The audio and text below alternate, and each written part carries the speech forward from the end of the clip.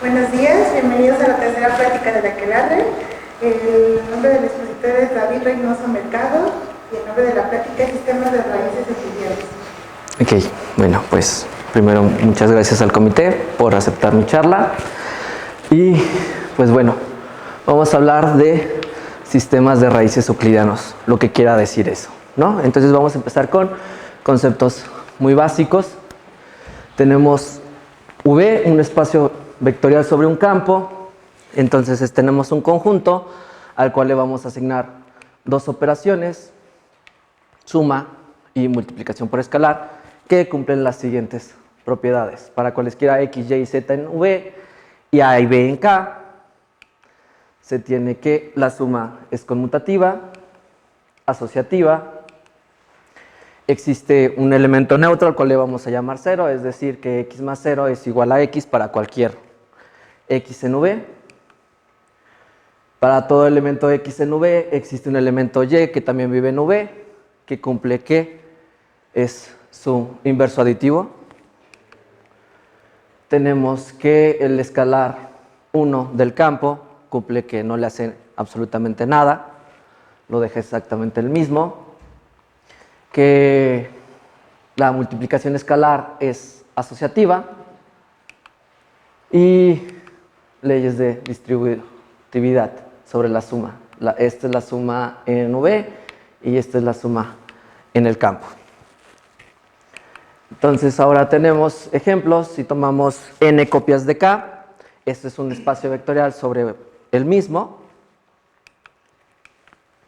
donde pensamos en X el vector A1, A2 hasta N, Y la eneada B1, B2 hasta Bn, y si tomamos C un elemento de K, lo que hacemos es definir la suma como X más Y, ahí se me pasó un X, perdón, es la suma entrada por entrada, ¿no? A1 más B1, A2 más B2, AN más Bn, eso vuelve a ser una eneada y vuelve a estar en el campo cada una de las entradas por ser campo.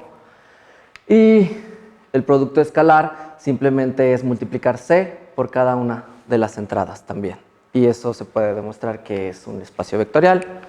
Otro ejemplo es, tenemos matrices de M por N con entradas en un campo K. Entonces definimos la suma, nos tomamos dos matrices con entradas A y J, B y J, un escalar K, y lo que hacemos es, otra vez, entrada por entrada, perdón, y la multiplicación escalar es meterlos en cada una de las entradas al C. Ahora definimos lo que es una función, una forma bilineal sobre un espacio vectorial V. Es una función que va de B cruz B en K y lo que hace es, como su nombre lo dice, ser bilineal, es ser lineal en cada una de las entradas. Es decir, si yo tengo h de ax1 más x2, y, eso no es otra cosa que sacar el escalar a por h de x1y más h de x2y. Y para ser bilineal es lo mismo para la segunda entrada, ¿no? Entonces ahora tengo la suma y la multiplicación en la segunda y se sigue cumpliendo que lo saca. Diremos que esta forma bilineal es positiva si para cualquier elemento x en B distinto de 0 se cumple que h de xx es mayor que 0.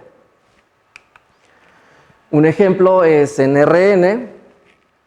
Nos tomamos el producto punto, es decir, si x y y son los vectores que, las eneadas que habíamos dicho, A1 hasta N y y es B1 hasta Bn, lo que hago es tomarme la suma de las multiplicaciones de las correspondientes entradas, es decir, esto es A1 por B1 más A2 por B2, bla, bla, bla, AN más Bn.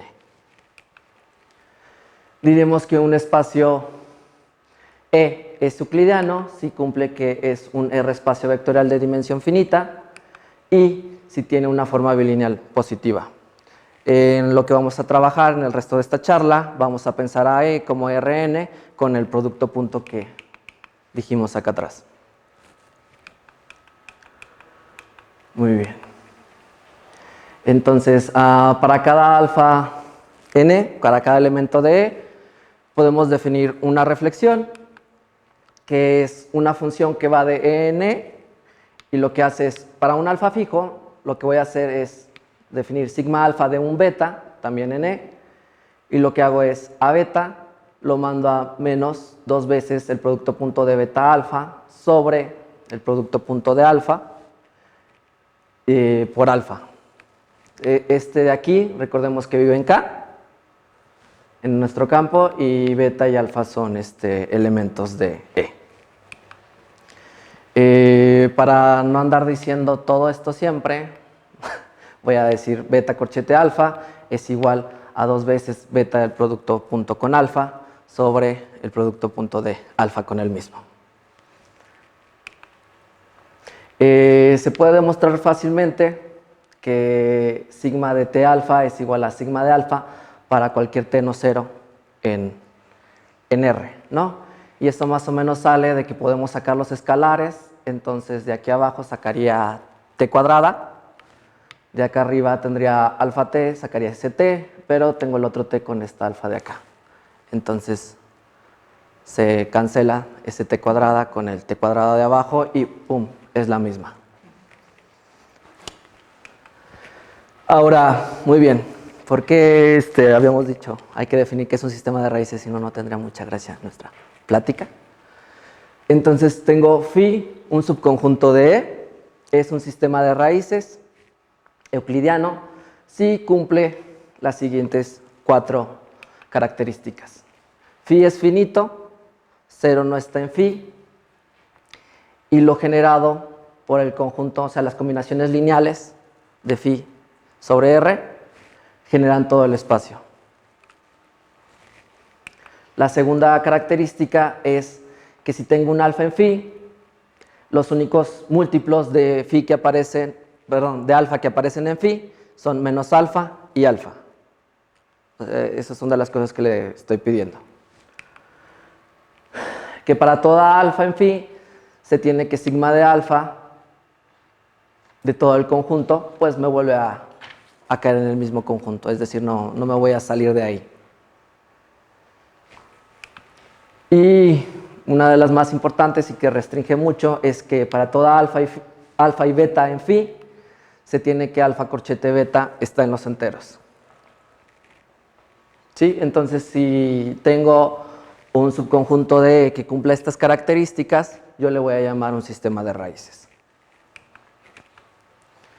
Ahora, vamos a decir que el rango del sistema de raíces es n, donde n es la dimensión de E como R espacio vectorial. ¿Sí?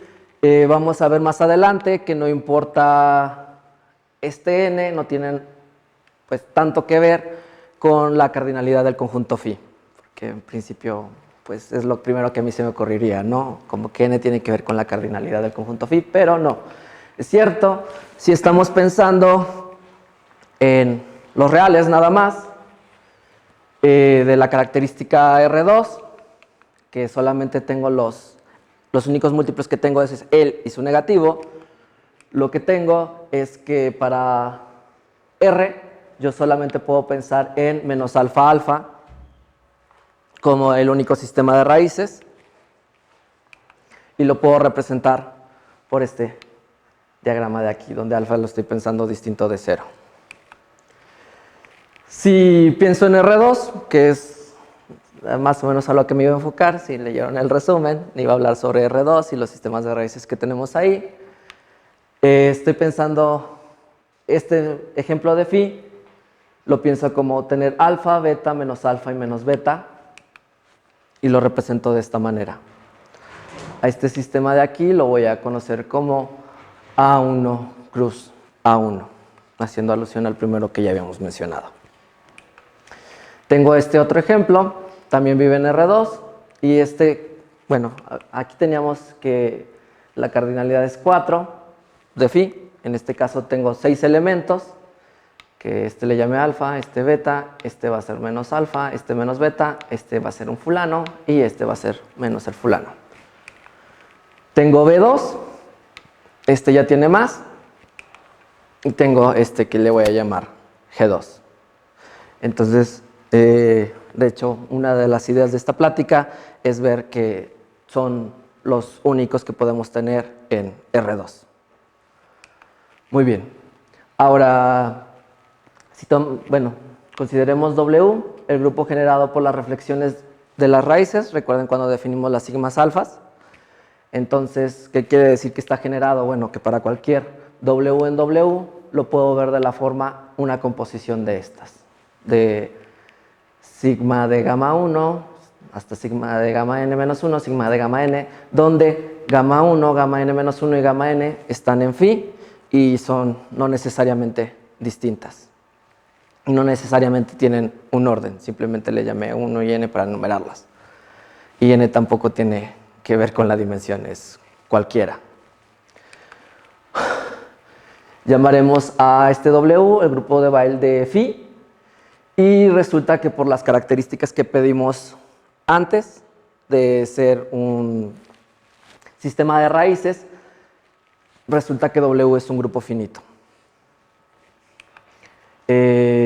Tenemos para nuestros ejemplos que para A1 cruz A1 el grupo es exactamente este, es la identidad, sigma de alfa, sigma de beta, sigma alfa, sigma beta compuestas, que es lo mismo que tener sigma beta con sigma alfa. La idea aquí es que, bueno, más o menos la explicación que les puedo dar es que sigma alfa lo único que hace, por cómo está definida, es mandar a alfa a menos alfa y mandar, si no, recordemos que tenemos esto, sigma alfa de un beta es beta menos 2 veces beta alfa sobre alfa alfa alfa. Entonces, si hago sigma alfa de alfa, esto es alfa menos 2 veces alfa alfa alfa alfa. Esto me queda 1 y me queda menos alfa. Y como el producto punto de beta y alfa, como los había escogido en 1, 0, bueno, en A1 cruz A1, es, en ese caso esto va a ser 0 para nuestro alfa, para nuestro beta que teníamos. Entonces esto no es otra cosa que beta. Lo mismo para menos beta. Entonces lo que pasa aquí es que sigma alfa va a mover a alfa y menos alfa y va a dejar fijo a beta y menos beta. Lo mismo para beta. Sigma beta va a dejar fijo a alfa y menos alfa y va a mover va a mover a beta y menos beta. Entonces, de ahí se sigue que sigma alfa al cuadrado es la identidad, sigma beta al cuadrado es la identidad, entonces ya no tenemos como más que hacer. Si aquí en este caso compusiéramos con sigma alfa, eso nos daría sigma beta, que es un elemento que ya teníamos. Y si de este lado compusiéramos con sigma beta, quedamos que esto es exactamente lo mismo. Y pues ahora nos daría sigma alfa. Entonces con esto estoy cubriendo todos los posibles casos que tenemos. Ahora para A2, esto ya no lo voy a contar, pero se puede hacer las cuentas de que es la identidad, sigma alfa seguido de sigma beta seguido de sigma alfa. Y tenemos sigma de alfa más beta, que es de esta manera. Es sigma alfa, sigma beta, sigma alfa. ¿Sí? Se pueden checar, se pueden checar las cuentas aquí de eso, pero por el tiempo no lo vamos a omitir. Y espero confíen en mí. Muy bien. Entonces, sí, como lo había mencionado hace rato, la propiedad R4, que nos pide que alfa corchete beta sea un entero, nos restringe mucho los ángulos que se pueden formar y además en cierta medida nos restringe las magnitudes de nuestros vectores que tenemos, como vamos a ver a continuación, ¿sí? Recordemos que el coseno de un ángulo θ formado entre un vector alfa beta en E está dado por coseno de θ es el producto punto de alfa y beta sobre la norma de alfa por la norma de beta, donde la norma de alfa es la raíz cuadrada del producto punto de alfa consigo mismo. Entonces, si yo tengo beta corchete alfa por alfa corchete beta, por definición, esto es 2 veces beta punto alfa sobre alfa punto alfa, y 2 veces alfa punto beta sobre beta punto beta. Entonces, como el producto punto de alfa y beta es lo mismo que el producto punto de beta alfa, aquí no importa el orden, en el producto punto acá sí, recordemos eso, pues yo lo puedo notar así, como 4 veces el producto punto de alfa beta al cuadrado, pero recordemos que estos dos fulanos de aquí abajo son las normas al cuadrado, entonces lo que tengo es esto. Pero recordemos quién es el coseno, entonces ¿qué puedo obtener al final? Es 4 veces el coseno cuadrado de teta. Entonces lo que me está diciendo aquí es que el producto de estos dos es un positivo, porque coseno al cuadrado es un número positivo, un entero positivo del R4, o sea, R4 me está pidiendo que sea un entero, es un entero, bueno, no negativo, porque puedo tener el 0, menor o igual a 4. ¿Sí? Entonces, eso me acorta mucho, ¿no? O sea, puedo tener 0, 1, 2, 3 o 4. Y lo que voy a hacer es, bueno, tómate el alfa, distinto de más menos beta, que en caso de que fuera más o menos beta, el ángulo sería 0 o 180, y en ese caso es cuando alcanzaríamos el 4. Pero, entonces eso no lo voy a considerar, los voy a pedir distintos porque eso ya lo tenemos. Y voy a pedir que la norma de beta sea mayor o igual a la norma de alfa. Nada más por escoger uno, o sea, pude haber escogido la norma de alfa mayor o igual que la norma de beta y no tendría problema, simplemente por notación. Entonces, como la norma de beta es mayor o igual a la norma de alfa, eso nos restringe a que, si recordamos quién es beta alfa, es beta punto alfa sobre alfa alfa, entonces como la norma es más pequeña a la de alfa, obviamente este fulano va a ser menor, el valor absoluto. Entonces eso se sigue aquí, ¿no? El valor absoluto de beta corchete alfa es mayor o igual al valor absoluto de alfa corchete beta. Y como debe de ser positivo, pues tenemos que beta corchete alfa y alfa corchete beta deben de tener el mismo signo. Entonces eso nos restringe a las siguientes posibilidades. Si, bueno, hice esta pequeña tabla. Si alfa corchete beta y beta corchete alfa es 0, eso nos cumple la primera. Y tengo que el ángulo está formado por el ángulo formado es pi medios. Y en este caso no existe una relación que se deba de cumplir entre la norma de beta y la norma de alfa. Si yo tengo que alfa corchete beta es 1 y beta corchete alfa es 1, entonces el ángulo formado es pi tercios, y aquí sí debe de existir esta relación donde la norma de alfa y beta son la misma.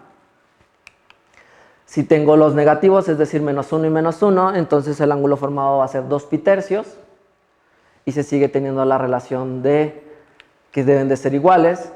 Si tengo, recuerdan que habíamos pedido que el valor absoluto de beta corchete alfa fuera mayor, entonces pido este 2, este 1, entonces tendría un ángulo de pi cuartos y la relación aquí sería que la norma al cuadrado de beta es 2 veces la norma al cuadrado de alfa. Para el caso negativo, tengo que el ángulo formado es 3 pi cuartos y se sigue manteniendo esta relación en cuanto a las normas. Si el primero es 1 y el segundo es 3, tengo pi sextos. Y si es menos 1 y menos 3, tengo 5 pi sextos. Y en ese caso tengo esta relación que es de la norma de beta al cuadrado es 3 veces la norma de alfa al cuadrado. Muy bien, entonces vamos a tratar de, con esto, medio platicar porque decía yo que eran los únicos. Entonces, si yo me tomo un vector alfa, lo primero que voy a pensar es hacer el primer caso, ¿no? Cuando ambos sean 0. Cuando ambos sean 0, pues poner los perpendiculares y entonces ya tengo pi medios y simplemente voy a agregar sus negativos. Y entonces con esto me da el A1 cruz A1. En este voy a agarrar uno particular, no voy a decir alfa al azar, sino que me voy a agarrar el vector 1, 0. Entonces, el segundo caso es considerar los pitercios, ¿no? Pero entonces lo que voy a hacer es formar el ángulo más grande que puedo tomar, considerando los pitercios, entonces sería 2 pitercios. Entonces el elemento que me tomo ahora es el vector unitario. Recuerden que la relación para cuando eran pitercios o 2 pitercios era que tenían que tener la misma longitud, entonces me tomo el vector unitario menos 1/2, raíz de 3 sobre 2. Y si lo sumo, obtengo que es 1/2 raíz de 3 sobre 2, y tengo que sigue siendo unitario y el ángulo formado entre ellos es pitercios. Y agrego sus negativos. Y entonces con eso tengo A2. Muy bien, el siguiente caso es considerar cuando tenemos pi cuartos, ¿no? O cuando los ángulos entre ellos son de pi cuartos. Entonces lo que voy a considerar ahora es el más grande de pi cuartos que puedo tomar, que es 3 pi cuartos. Recordemos que para ese caso estábamos pidiendo que la norma al cuadrado de beta fuera 2 veces la norma de nuestro primer vector, ¿no? Entonces en este caso estoy pidiendo, si este es un vector unitario, me voy a tomar este vector, ¿sí? Cuyo producto punto es 2, que era la norma al cuadrado. Y lo sumo. Entonces, como este es perpendicular, aquí tengo pi medios, no hay problema, aquí tengo pi cuartos, y se sigue cumpliendo la razón que habíamos mencionado, ¿no? Que este es el doble de este. Bueno, las normas al cuadrado, pero si me permiten lo voy a decir así para no estar diciendo normas al cuadrado a cada rato. Si sumo estos dos, el 0, 1 y el 1, 0, obtengo este vector, el 1, 1, cuya norma al cuadrado es 2, y entonces entre el 1, 1 y el 1, 0 tengo los pi cuartos, siguen cumpliendo la condición que había pedido. Entre 0, 1 sigo teniendo los pi cuartos y siguen cumpliendo la relación de distancias que había pedido. Entre menos 1, 1 y 1, 1 tengo pi medios, pero ahí también no tengo problema de cuánto miden, ¿sí? Entonces se sigue cumpliendo todas las características que habíamos pedido y agrego sus negativos. Y tenemos el que habíamos llamado B2. Después, si nos tomamos 1, 0 nuevamente, ahora lo que seguían eran los pi sextos. Recordemos que lo que más habíamos, el ángulo mayor es 5 pi sextos, por así decirlo. Entonces es el que vamos a tomar. Salud. Entonces tomamos que son 5 pi sextos, el ángulo formado, y la longitud debe de ser 3 veces la otra. Entonces escojo menos 3 medios, raíz de 3 sobre 2, donde la norma al cuadrado de esto es 3. Sí, y este tiene norma 1, entonces sigue jalando como nosotros queríamos. Ahora lo que hago es sumar estos dos, obtengo este vector, que es menos 1/2, raíz de 3 sobre 2. Entonces ahora si recordamos, este ángulo de aquí son 2 pi tercios del anterior, son 2 pi tercios, entonces sigue cumpliendo que la longitud es la misma. Aquí tengo pi sextos, se sigue cumpliendo la proporción de 3 a 1. Luego sumo este nuevo vector que tengo con este de aquí y obtengo este otro, que nuevamente ahora hay pi tercios entre estos dos, pi tercios entre estos dos. Se sigue manteniendo la regla de que la longitud debe de ser la misma, y entre este más largo y este de aquí tengo pi medios, pero recordemos que para cuando teníamos un ángulo de pi medios no estábamos restringiendo nada sobre la longitud, entonces yo sigo sin tener problemas con R4 como lo había pedido. Entonces ahora pongo este, que es la suma de estos dos. Entonces ahora ya tengo que el ángulo aquí es de pi sextos. Este es de pi sextos, al igual que este es de pi sextos, pero se sigue cumpliendo la proporción de que este es 3 veces la longitud. Bueno, la norma al cuadrado, sí. Y ahora entre este y este hay 2 pi tercios. ¿Sí? Hay 2 pi tercios y entonces entre este y este sigo cumpliendo la condición de que deben de tener su norma al cuadrado debe ser la misma. ¿Sí? Entonces hasta aquí no la hemos regado, seguimos haciendo lo mismo, está bien, pero entonces podemos agregar este. Podemos agregar este, que es perpendicular al 1, 0. Seguimos teniendo pi medios aquí, que no me interviene nada en la longitud de ellos. Y ahora entre este y este hay pi tercios, entonces tiene que ser la misma longitud. Entre este y este son pi tercios, queda la misma longitud. Y entre este y los contiguos son pi sextos. Y entonces ahí sí se sigue cumpliendo la proporción de 3 a 1. Muy bien, y entonces con esto pues ya termino los ángulos que puedo formar en pi, ¿no?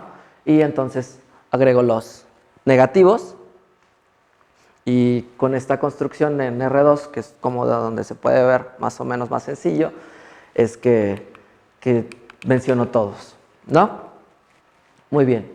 Ahora, para phi, yo puedo definir un subconjunto delta, el cual vamos a decir que es una base de phi si cumple las siguientes dos condiciones. Delta es una base como espacio vectorial, ¿sí? Es decir, genera y es linealmente independiente.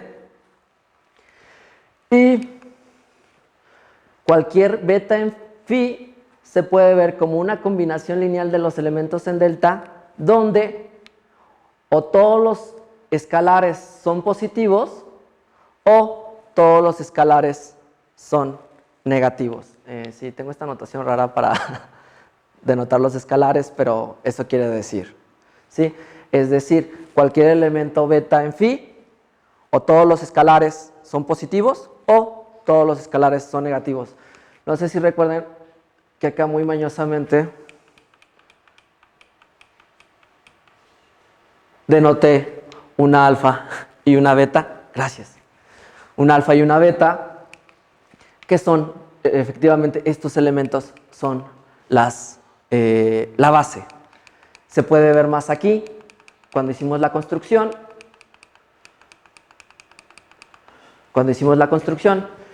Aquí no hay problema, porque no estoy tomando ninguno. Aquí este era alfa, este era beta, y este nuevo fulano es alfa más beta. Y bueno, obviamente los negativos son menos alfa menos beta y menos alfa menos beta.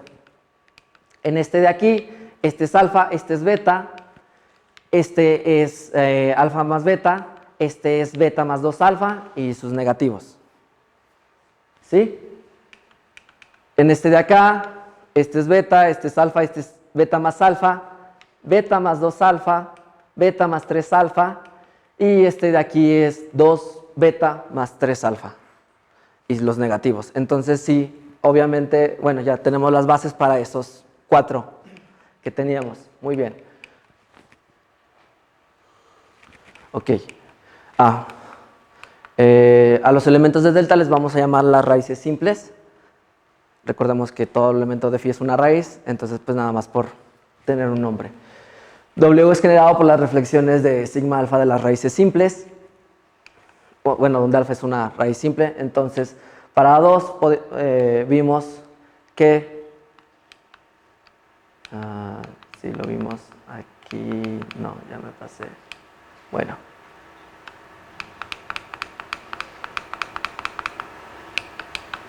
No sé, en alguna parte vimos, por ejemplo, que sigma de alfa más beta no era otra cosa que una composición de sigma alfa, sigma beta, sigma alfa, si lo recordamos. Uy, ya me pasé otra vez. Ok, Sí, entonces sí, ya tenemos ejemplificado, ¿no? Sobre nuestro grupo de baile. Muy bien, ahora diremos que un phi es irreducible si no lo puedo dividir en dos conjuntos disjuntos, no vacíos, tales que la unión es él, y tomarme el producto punto de cualquier elemento de phi 1 con cualquier elemento de phi 2 me da 0, nulo. Un ejemplo es A2, recordemos los elementos, alfa es 1, 0, beta es menos 1/2, raíz de 3 sobre 2, alfa más beta, menos alfa menos beta menos alfa más beta. Y entonces podemos ver aquí fácilmente que alfa punto gamma es distinto de 0 para cualquier gamma en phi.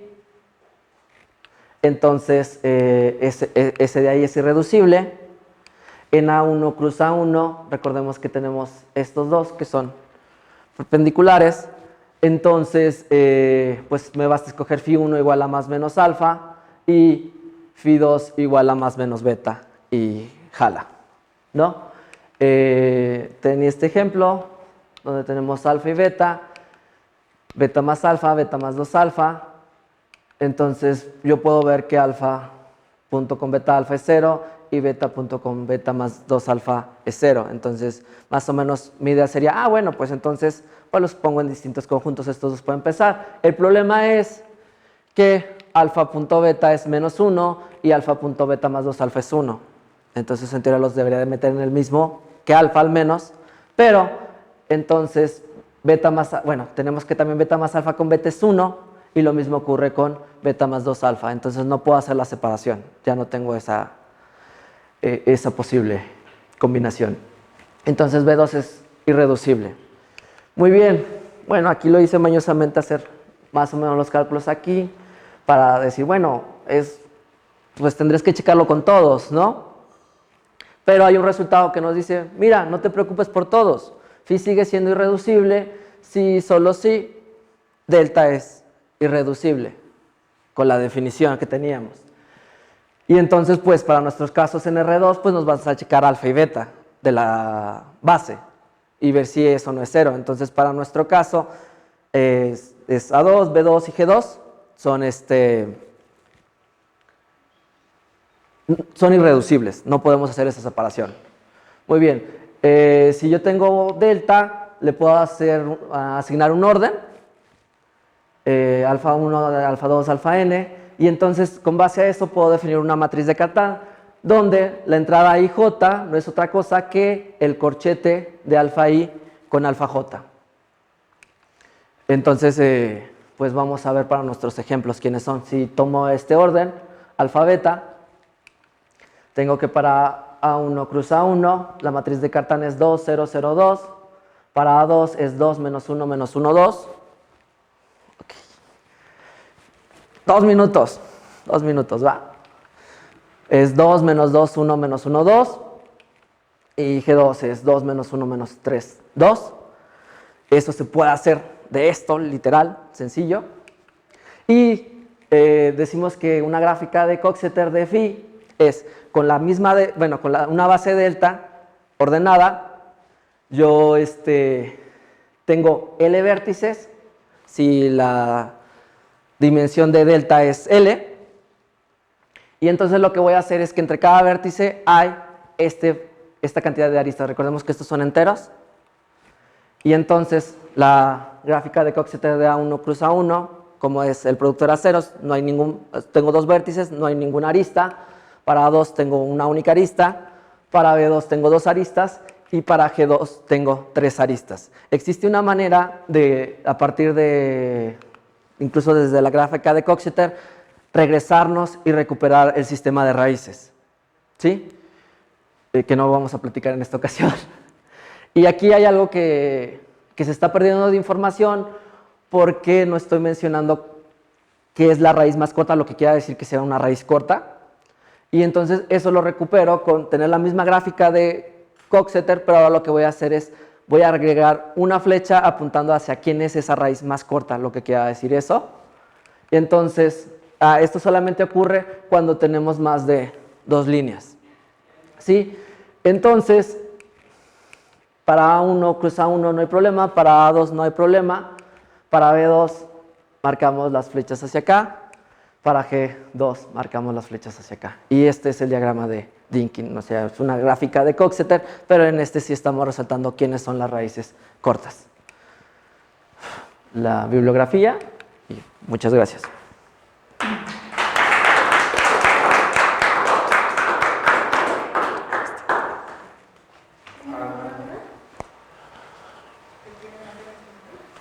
¿Una relación con países de la unidad? No. No, según yo no. Aquí no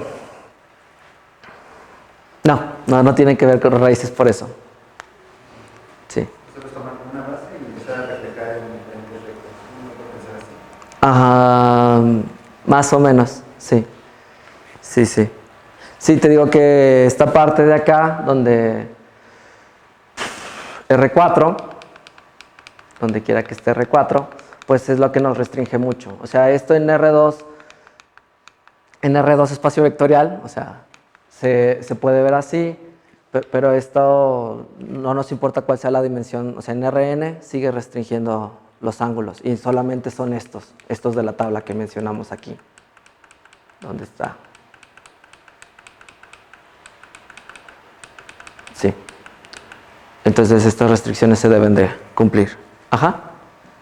Oye, y estas simetrías que tienen, estas raíces, me hacen pensar en si tiene alguna aplicación en qué tipo de aplicaciones tiene, si es que... Ok, aquí, si hay una estructura algebraica que se llaman álgebras de Lie. Okay. Entonces, lo que quiera decir una álgebra de Lie, se puede hacer, existe una definición de llamarlas semisimples, o sea, una álgebra de Lie que cumple ciertas características es semisimple. Entonces, toda álgebra de Lie semisimple tiene asignado un único sistema de raíces que tiene que ver con esto. Allá se les dice sistema de raíces abstractos, pero cumplen más o menos las mismas R1, R2, R3 y R4. Y entonces se demuestra que se puede clasificar estas álgebras de Lie semisimples con, en base a su sistema de raíces y a su diagrama de Dynkin. Aquí solamente... Aquí tengo el diagrama de Dynkin solamente para R2, pero un resultado que quería mencionar y espero que de 2 minutos de la plática me permita mencionar, de las preguntas me permita mencionarlo, es que, bueno, puedo hacer una biyección entre las álgebras de Lie semisimples y los sistemas de raíces. Entonces, sistemas de raíces irreducibles, no sé si recuerdan que mencionamos sistemas de raíces irreducibles. Entonces, el resultado bonito es que un sistema de raíces irreducibles de rango n tiene los siguientes diagramas de Dynkin. O sea, son todos los posibles casos, que es AN con n mayor o igual a 1, y tengo 1, 2, los vértices los denoto por los números, ¿va? n menos 1, n, este es el más sencillo, tengo Bn, que es para n mayor o igual a 2, que es 1, 2, n menos 1, pero en este caso tengo 2 flechas que apuntan hacia n, Cn, que es para n mayor o igual a 3, 2, n menos 1, pero en este caso las flechas apuntan hacia acá, Dn, que es para n mayor o igual a 4, es 1, 2, hasta n menos 2, tengo n menos 1 y n. Tengo casos especiales que son 6, que es 1, 2, 3, 4, 5, 6, 7, que es lo mismo, pero agregar el 7, 8, que es agregar otro más, de F4, que es 1, 2, dos flechas, 3, 4 y G2, que era el que habíamos mencionado, que es de 1. Tengo 3 flechas. Y entonces el resultado bonito es que cualquier sistema de raíces irreducibles es uno de estos, sin importar la n, ¿no? O sea, digamos, para n's fijas tengo G2, F4, E5, E6, perdón, E6, E7 y E8. Y para cualquier n, pues tengo estos 4, que son distintos. Y pues muchas gracias por escucharme.